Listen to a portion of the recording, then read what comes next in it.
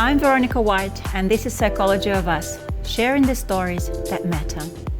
Catch us every month on Channel 31 or stream us anytime on CTV+.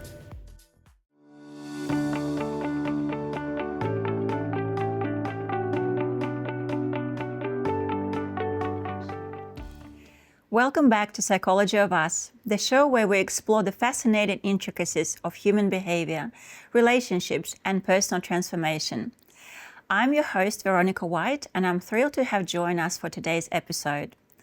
Today we're diving into a subject that touches all of us at some point in our lives. It's transformation.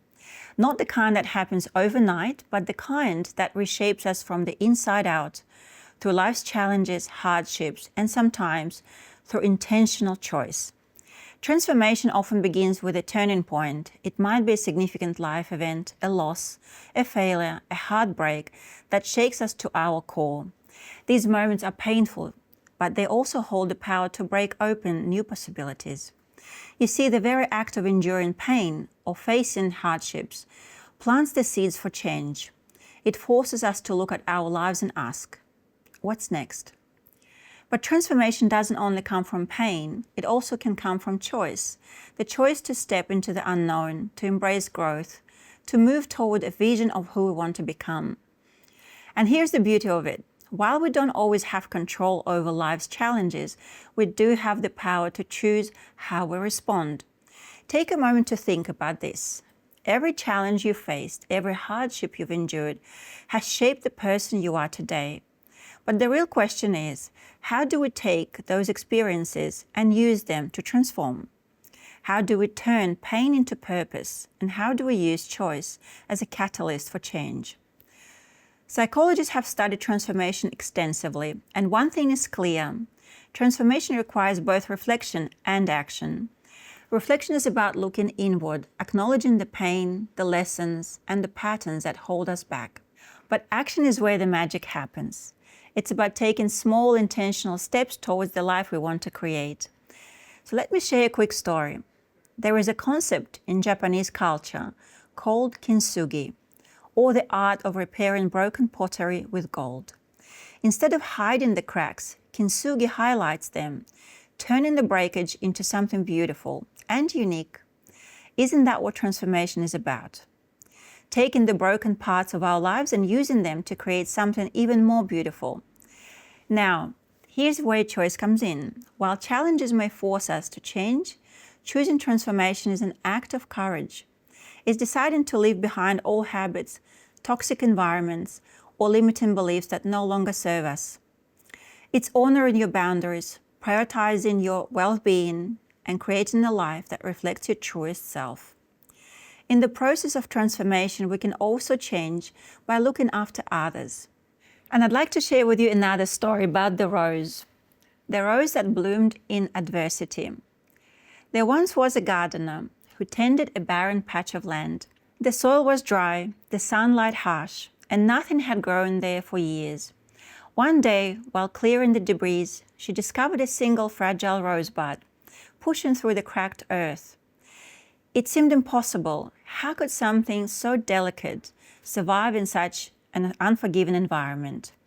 The gardener decided to nurture the rose. She watered it sparingly, shielded it from the harsh winds, and whispered words of encouragement. As days turned into weeks, the rose grew stronger. Its roots dug deeper into the earth, drawing strength from what had once been considered a barren, lifeless place. Eventually, the rose bloomed into a magnificent flower. Its petals rich with color and fragrance. It wasn't just beautiful, it was resilient, a symbol of hope and transformation. The gardener realized that the rose wasn't simply surviving, it was thriving, because it had adapted to the challenges of its environment. This transformation wasn't just about the rose, it also changed the gardener. She saw the potential for growth in places she had once written off as hopeless. Inspired by the rose's resilience, she began planting seeds throughout the garden. Over time, what was once a barren land became a vibrant, thriving oasis. The rose in this story symbolizes how we can transform through adversity, Just as the rose adapted and thrived in harsh conditions, we too can find strength in our struggles. The thorns of the rose remind us that beauty and resilience often come hand in hand. This story encourages us to embrace challenges as opportunities for growth and transformation. So how do we start? First, let's talk about letting go of toxicity. Toxicity can take many forms: relationships, work, environment, or even the way we talk to ourselves. Recognizing these toxic elements is the first step to releasing them. Remember, letting go isn't about forgetting or ignoring it. It's about making space for growth and healing. So next we turn to wellness routines and self-care rituals. Real self-care isn't about indulgence. It's about intention. It's asking yourself, what do I need to thrive? Maybe it's a morning walk, journaling, or simply taking a deep breath in the middle of a busy day. These small acts, when done consistently, create a foundation for transformation. And finally, boundaries. Honoring your boundaries is one of the most powerful ways to claim your space in the world. Boundaries aren't walls, they're bridges that connect you to others while protecting your own energy and well-being. Setting boundaries is an act of self-respect, and it's essential for any meaningful transformation. So let's have a conversation with our amazing guest speakers today who dedicated their careers and lives to exploring the power of transformation. Our first speaker is Marwa Rida, who brings a diverse background and extensive experience as an accomplished entrepreneur. She has worked with individuals from all walks of life. Her impressive career includes running a successful event planning, design, and styling business. She combines her unique heritage with her expertise as a lifestyle design consultant. She is deeply committed to trust and integrity. As a mother of two and an Australian migrant, she brings a profound understanding of cultural and religious sensitivities to her work. Well, welcome, Marwa, to the studio. We're so happy to see you, and we can't wait to hear all your insights about many, many things. So my first questions to you would be, as a lifestyle design consultant, you emphasize intentional living. And can you share some, practical tips for creating sustainable wellness routines that truly nurture both body and mind?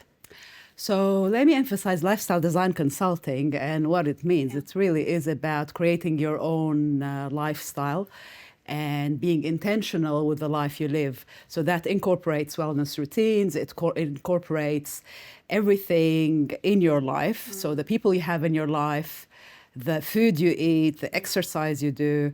I've heard you had a very nice breakfast today, and you shared that you actually cook your own food. Is that something you do? Yes, I do believe starting your day right is very important.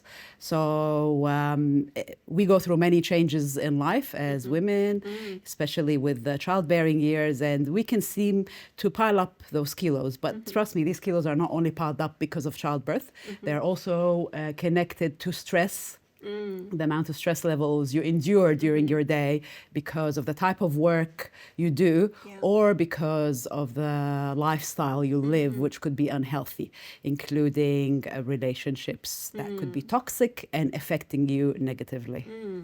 Yeah, I read something about removing from toxicity from your book, and I just quickly see it's A New Life by Design and by wonderful Marwa Rida.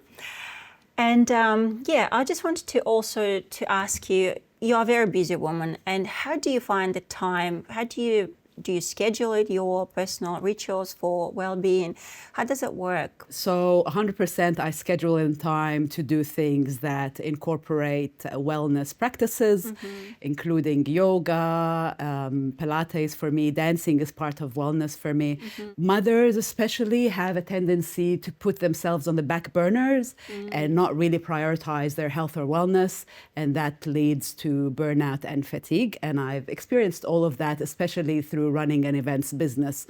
So part of my New Life by Design and how I help busy people is to help them identify the areas in their life that are not working and get them back on track.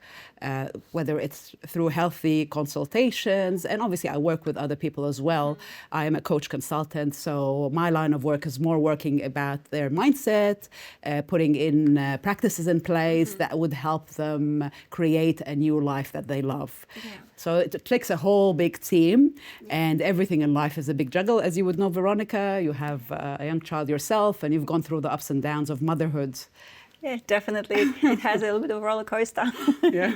What advice would you give someone struggling to recognize and let go of toxic relationships, environments, or mindset? Because, you mentioned before that it's one of the steps, it's releasing toxicity from life. Yes. So it really is about releasing toxicity, but releasing everything that no longer serves you with love, a term I have stumbled upon through my New Life by Design journey and moving forward post my life in a busy event sphere. Toxicity comes in many forms, and toxic relationships are one of these things that can really drain you if you're not conscious. And it's not just about intimate partners, it's also about friendships that don't suit you, work relationships that don't suit you. And letting go of that is what will open up the door for you to start a new life. How to find that courage for that very first step? Because, when we live in that kind of environment, it's very hard because it's step to the unknown. Yes. And it's designing your life by choice. Yes. So I consciously took steps to move forward, whether it was starting a business or letting go of a business, or even moving to Australia initially from Cairo to Canberra. So complete opposite cities in scale and scope, taking the risk to start a family in Australia with no family, with no immediate family, and whether it was also taking the risk to move out of Canberra and to Melbourne for my family's sake as well, for my children's sake, because I wanted them to get out of the Canberra bubble and experience more diverse cultures like I did experience when I was a child. So it was about making these conscious decisions, whether in the marriage, it was with my ex-husband that we took conscious decisions, or outside of the marriage. I mean, you're basically more free to do your own decisions. Of course. Yeah, but of course, taking into consideration that I do have children and we co-parent, and so there are mutual decisions that we still take till today. So everything you want is at the other end of your comfort zone. If you want to change your life, you need to be comfortable being uncomfortable and take steps forward. Yeah. And I'm still uncomfortable. 6 years down the track since I moved to Melbourne, still uncomfortable. But moving forward. 100%, and designing a new life and promoting that everyone has the opportunity to design their life. They just have to let go of many things that's holding them back. Yeah, so it's about letting go. It's not about ignoring it or just sweeping under the carpet. It's actually accepting it, facing it, and deciding, okay, I will be uncomfortable, but I will move forward. Yes. This is my life at stake. And take it from there. You are the creator of your life story. So you decide what each chapter needs to look like. Just like a book, but this is real life. Yeah. And it's interesting just to talking about real life, because often we see only one side when people already made it, towards their life by design, successful story. But we all have setbacks along the journey. How do we manage that? What would be maybe your insight on that? 100%. There is so much setbacks. I call it the behind the scenes because of my events background. So much work goes into creating one event, but even your life or redesigning your life, there is so much inner work that you need to do to create a new life. And so you need to face those innermost devils, if we can call them, the beliefs that maybe you're not good enough, I can't do that, this, that. They're all excuses that you need to overcome to move forward. And nobody sees you while you are doing that, especially the inner work. That takes so much, as you would know. People see the final product, like they used to see in my example. Everyone saw the event and how amazing it looked, and I got all the accolades. Oh, it's so beautiful, but they never saw the amount of hours, the tears. It was so stressful, so stressful. And we want to share that, the realness of the whole process, whatever we take on, it's actually hard work, and sometimes we question ourselves, was it even worth it? My decision, or did I make the right step? But going forward, reassuring yourself and confirming that why. Yeah. Yes. I mean, even currently, I'm on this journey of a new life, and I've created a new life for myself and for my two teenagers. I've let go of a relationship that wasn't working for many reasons. Got myself out of the events industry into the coaching consulting industry. That's a lot of work, and I'm still working. While dancing. Dancing, because we have to dance and we have to embrace our inner child. The child within us always wants to play. And so when we embrace that child, we show up in the world with more joy. Yeah. We'll see you shortly after the break.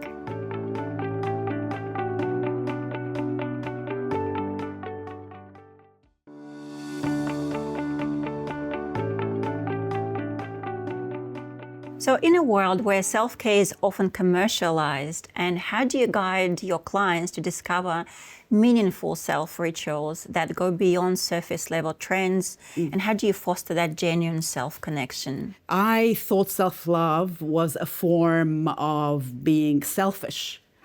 But it is the absolute opposite. It is when you look after yourself, you are able to look after others and show up in a better way for your children, if you have children, or your family, whatever it may be, your parents, your cousins, and then the community. This has a flow-on effect. The more you love yourself and give yourself, the more you can give others. And it's not about skincare rituals. Self-love is so much more than that. Yeah, because that's what it is, isn't it? It's a bit commercialized. They say self-ritual is going to spa or having that massage, but it doesn't give us internal satisfaction or intrinsic. It's actually about doing the inner work and learning to love yourself before you ask for that love from others. If you don't love yourself, how do you expect others to love you? So with your rich multicultural background and experience working with people from all walks of life, how do you approach teaching the importance of setting and honoring boundaries? Because in a way that respects actual cultural and individual differences. Yes. So boundaries have been one of these, a second eye-opener for me. How much I had loose boundaries around many things and how much I let people in. And so for me to help others to set boundaries, you actually have to have gone through a period of your life where you had loose boundaries. This is a work in progress for so many people today, especially when it connects to family, close family, extended family like in-laws or, or other side of the family like cousins and that. So you start setting boundaries by starting small. So you start, family is a huge one. So you've got to start with something outside of the family scale. So it could be setting boundaries in your workplace by taking a lunch break when you're supposed to take a lunch break. Not allowing others to give you more work just because they can, because you're not saying no. It doesn't have to be like, an argument to set a boundary. It can be, sorry, I am not available between the times of 7 to 9 because that is the time that I am with my children. Typical people pleaser, that might sound catastrophical, even that one, because they perceive it as a conflict, even to say that, because they project on the person that they'll be so upset with them or so disappointed with them, and they want to be that pleasing person. And it's important that you shared it has to be small first step. We can't start from something big, and we have to leave the family at the end because it's the most difficult thing. It's the hardest. But yes, the people pleasing comes from a place of self-doubt, from a place of not feeling enough, that I have to please people so they like me. Interesting. No, you don't need to please people. Not everyone will like you. So it's moving from that seeking external validation to internal. Our own internal. Internal. And as you said, it's inner work. Inner work, doing mirror work. I mean, I can't say mirror work without quoting Louise Hay. Absolutely love Louise Hay. May she rest in peace. And Louise Hay is Queen of Affirmations, one of the authors, many people know, but nice. Okay. Well, so thank you so much, Marwa, for sharing your insights on, releasing toxicity, creating your boundaries, and doing the inner work as the most and foremost important work we can do. Thank you so much. Thank you so much. Thank you, darling. Thank you.